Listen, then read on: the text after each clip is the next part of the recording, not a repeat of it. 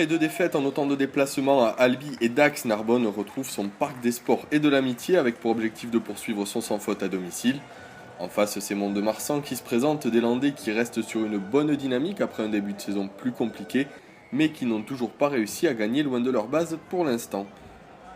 L'entame de match est clairement à l'avantage des Narbonnais et une première brèche va être retrouvée au quart d'heure de jeu avec Navakadretia qui est servi à hauteur par Dut. L'ailier entre dans les 22 mètres, il casse le plaquage de Matty James et n'est arrêté qu'à une dizaine de mètres de la ligne.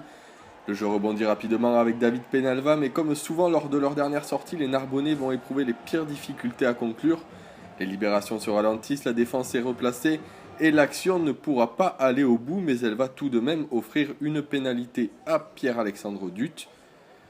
L'ouvreur narbonnais en profite pour ouvrir le score et même si les Montois ont été totalement privés de ballon depuis le début du match, sur leur première incursion dans le camp adverse, ils vont égaliser par la botte d'Emmanuel Sobus. On va même retrouver le capitaine montois quelques instants plus tard pour donner l'avantage à son équipe. Une nouvelle pénalité, 100% d'efficacité, 100% de réussite pour les Landais qui étaient pour l'instant largement dominés. Faute de pouvoir aller au bout, les Narbonnais s'en remettent également à leur buteur pour égaliser 4 petites minutes plus tard. Ça fait 6 partout après une demi-heure de jeu.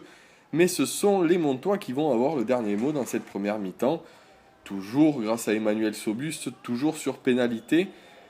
Le demi de mêlée s'élance à 40 mètres, son ballon passe entre les poteaux et ça fait 9-6, c'est le score à la pause. Petite surprise à Narbonne puisque ce sont bien les Montois qui mènent à l'extérieur.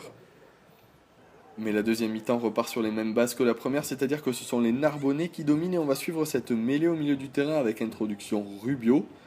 La mêlée, un secteur dans lequel les Audois se sont globalement montrés à leur avantage ce vendredi. Belzons peut relever le cuir pour Dut qui trouve son premier centre Idi.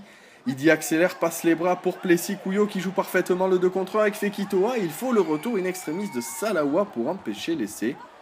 Vous l'avez peut-être vu, c'est allé très vite, mais en se replaçant, Simon Loukou a volontairement tapé dans le ballon au pied. C'est un carton jaune pour l'arrière montois et Pierre-Alexandre Dut sanctionne cette indiscipline. Il est imité quelques instants plus tard par son remplaçant Christopher Ruiz. 15-9, premier écart significatif dans ce match serré, mais à très longue distance, Matty James va entretenir l'espoir pour les Montois. Un espoir de courte durée puisque ce sont bien les Narbonnais qui auront le dernier mot dans cette partie. L'action a démarré d'une mêlée à 5 mètres de la ligne et les avants insistent au près. Mais comme depuis le début du match, ils n'arrivent pas à forcer le verrou montois, alors Chian va ouvrir pour Christopher Ruiz et la vista de l'ouvreur narbonnais avec ce petit coup de pied rasant. C'est Vincent Rattès qui se précipite sur le cuir et qui aplatit. Après de nombreuses tentatives infructueuses, les Narbonnais ont finalement trouvé le chemin de l'embut. Christopher Ruiz transforme et même si les Montois vont jeter leur dernière force dans la bataille, on en restera là. 22-12 score final. Narbonne poursuit son parcours parfait à domicile, tandis que les Montois, eux, n'arrivent toujours pas à s'imposer à l'extérieur et voient leur adversaire du soir les dépasser au classement.